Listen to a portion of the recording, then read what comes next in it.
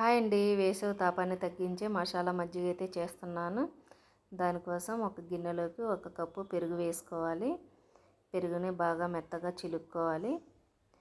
చిలికిన పెరుగులో సరిపడినన్ని వాటర్ పోసుకొని మజ్జిగని ప్రిపేర్ చేసుకొని పక్కన పెట్టేసుకోవాలి. అలాగే ఒక మిక్సీ జార్ తీసుకొని దాంట్లోకి నీట్గా కడిగి పెట్టుకున్న కొంచెం కొత్తిమీర వేసుకోవాలి. అలాగే కడిగి పెట్టుకున్న కొంచెం పుదీనా వేసుకోవాలి. ఒక చిన్న అల్లం ముక్క వేసుకోవాలి. ఒక 10 మిరియాలు వేసుకోవాలి. ఒక అర స్పూను జీలకర్ర వేసుకోవాలి. 1 లేదా 2 పచ్చిమిర్చి వేసుకొని కొంచెం వాటర్ పోసుకొని మెత్తగా పేస్ట్ అయితే చేసుకోవాలి. ఈ పేస్ట్ని అయితే మజ్జిగలోకి వడకట్టుకోవాలి.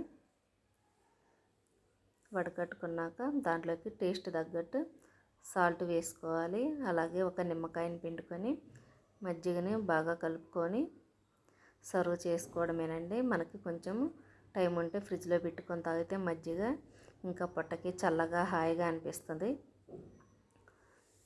ఈ మసాలా మజ్జిగ తాగే కొద్దీ తాగాలనిపిస్తూ ఉంటుందండి.